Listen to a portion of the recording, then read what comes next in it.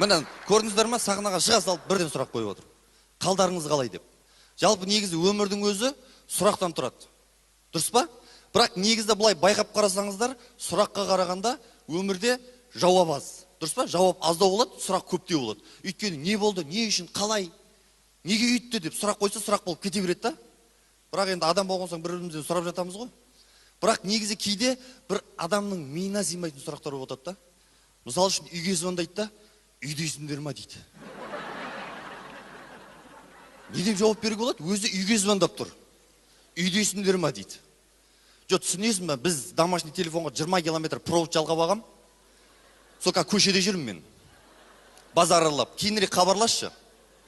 Бірақ үйге звондағанда маған мына жауабын айтты. Қалайсыңдар? Жақсы, жақсы. Я, өздерің не істеп жатсың? Не ғой, үйде кім бар десең? Үйде ешкім жоқ, өзіміз дейді. Ешкім жоқ, өзіміз деген қалай түсінуге болады? Өзін сонда ешкімге санамай тұр ма? Түнгі сағат 3-те звондап қанша жетіндер бар ғой? Қалайсың мен дейді? Жақсы. Не ұйықтап жатсың ба не дейді? Түнгі сағат 3-те сау адам ұйықтай ма? Сабаққа баратырмын дейсің. Сағат таңғы 5-терде хабарласшы. Сол кезде болсайым, сол кезде хабарлас дейсің. Сол кезде сөйлесеміз дейсің. Мына кешке таман келе жатасың да, звондайсың, жаным қалайсың, жақсы. Үйде кім бар десең, ой, үйге қонақтар келді, ата-апалар келді. Ана магазиннен нан ала келші, мен үлгере алмай жатырмын, қонақтар күтіп дейді. Мейлі дейсің, магазинге барасың, салмас па бай, салмас па? Нан бар ма? Нан жоқ дейді. Енді менің сұрағымды қараңыздар. Вообще жоқ па? Не деп жауап беру керек, сатушы? Жоқ, түсінесің ба, негізі менде бір нан бар. Бірақ оны саған сатқым келмей тұр. Сен өйткен нан іздеп жүрген адамға ұқсамайсың да? Ынта-шынтаңмен сұрасай, ынта-шынтаңмен. Жарайды, мейлі деп шығып кетесің, басқа магазиннен нан аласың, үйге келесің. Қонақтармен ассалаумалейкум, ассалаумалейкум, ассалаумалейкум да амандасасың да, кешке таман келген біліп тұрып, қашан келіңіздер дейсің. Мейлі деп амандық сұрасып, сөйлесіп, барлығы жақсы болғанда, қой біз онда қайтайық дейді. Жарайды дейсің, есікті ашасың, жақсы, жақсы, кеп тұрыңыздар, жақсы, жақсы. Тарс етіп есік жабылады, мамашқан жақтан. Кетті ма қонақтар дейді. Я дейді. Онда басынан шай қойында нормальный отыр, өзім шай ішейік дейді. Сонда оған дейін нормальный шай ішпеген ба, флякпен ішкен ба, түсінбейсің да? Біз қазақтар өзі сондаймыз ғой өзі. Үйде қонақтар бар кезде шай ішемейміз. Бірақ сөйтесің да, шай ішіп боласың да, машинаңды алып шығасың, мойкаға барасың. Мойкаға барып тұрып, машинаңды жудырып атсаң, жолдас балаңыз звондайды. Медет қалайсың? Жақсы. Қайықтасың? Мойкадамын. Не істеп атсың дейді. Ыдыс-аяқ жуып атырмын. Жаңа қонақтардың бәрі суды тауысып кетті. Сол ыдыс-аяқ жуып атырмын.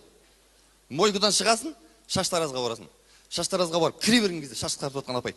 Так, сіз шаш қысқартуға келдіңіз ба дейді. Жоқ, шалбар қысқартайын дегенде. Кішкене қысқартып беріңізші. Болмаса сіздің шаш қысқартқаныңыз ұнайды маған. 500 теңге беріп бір сағат көріп кетсем бола ма деп. Шашын қысқартып болған соң баняға барасың.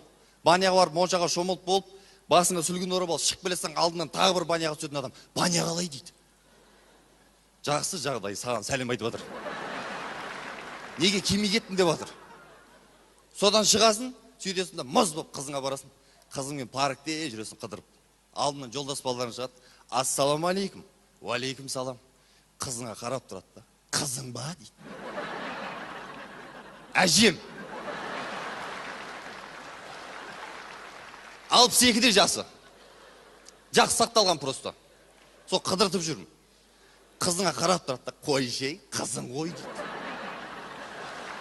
дейді. Не деген ақылды адамсың ей? Қанша болды жүргендеріңе дейді. Бір қателеспесем 20 километр жүріп тастадық қой.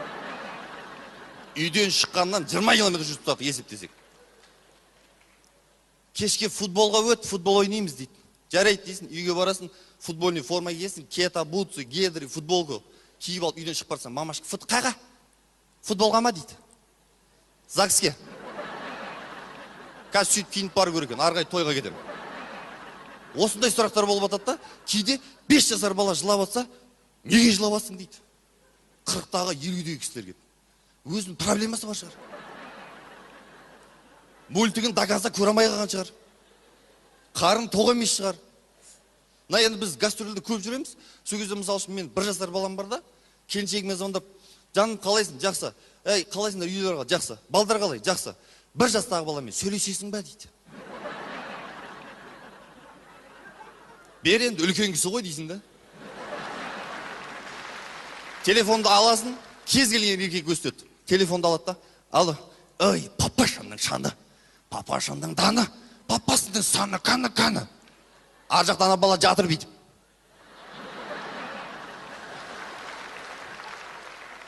Екі вариантта, бала сөйтіп жатыр, болмаса жалап жатыр да соткыны.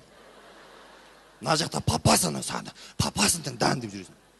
Мына Астанада да сіздерде күн суықта, күн суық қатты. Мына таксимен келіспей мініп кетесің ғой таксиге. Ашасында есті таршау деп жаурап болсаң, таксист қарап, суық па күн дейді. Жоқ, мен таксиге мінген екен 5 минут өз-өзім ұстай алмай отырам дейді. Деп. Енді жалпы бірақ адам болғансаң, бір-бірімізден сұрастырып, жауап алғымыз келіп, сұрақ қойғымыз келіп жүреді. Ол адам болған соң да. Енді жалпы негізінде Құдай қаласа мынау марғымды жауаптарға марғымды сұрақтар қоя білейік ағайын. Рахмет.